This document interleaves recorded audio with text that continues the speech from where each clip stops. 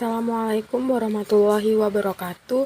Di sini saya akan menjelaskan tentang metodologi hukum Islam. Terdapat objek dan subjek hukum Islam. Hukum dalam konsep ilmu usul fikih dibagi menjadi dua macam, yaitu hukum taklifi dan hukum wad'i. Secara terminologi, hukum adalah kitab Allah yang berhubungan dengan perbuatan mu'alaf dalam bentuk al-iqtidah, at-takhir, dan al-wad'i. Taklifi disebut sebagai jenis perbuatan hukum. Ada beberapa hukum taklifi, yaitu yang pertama ijab, yaitu firman yang menuntut suatu perbuatan dengan tuntutan yang pasti.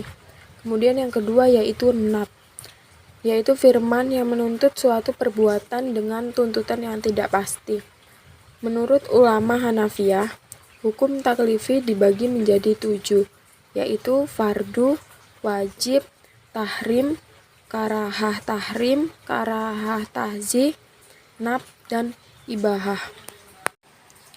Hukum wad'i ialah firman Allah yang menjadikan suatu sebagai sebab adanya yang lain, musabab, atau sebagai syarat yang lain, musirut, atau sebagai penghalang, mani, adanya yang lain. Hukum wad'i dibagi menjadi 3, yaitu sebab, syarat, mani. Kemudian terdapat tafsir. Al-Quran dan Sunnah diyakini sebagai sumber hukum Islam. Kemudian nas-nas yang terkandung di dalamnya ditunjukkan untuk mu'alaf.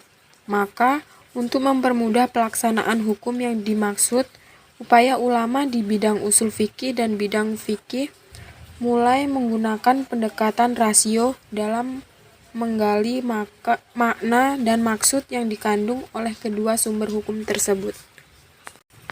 Kemudian terdapat ijtihad, berasal dari kata jahda yang artinya al-mayakah, berarti sulit, berat, susah, atau sukar.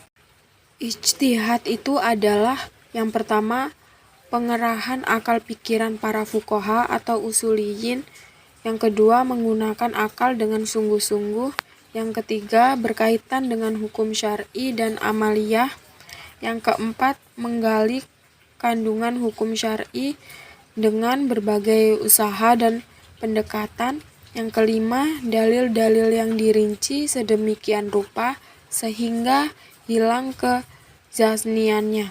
Yang keenam, hasil ijtihad berbentuk fikih sehingga mudah untuk diamalkan. Demikian itu saja yang dapat saya sampaikan, kurang dan lebihnya saya mohon maaf. Terima kasih. Wassalamualaikum warahmatullahi wabarakatuh.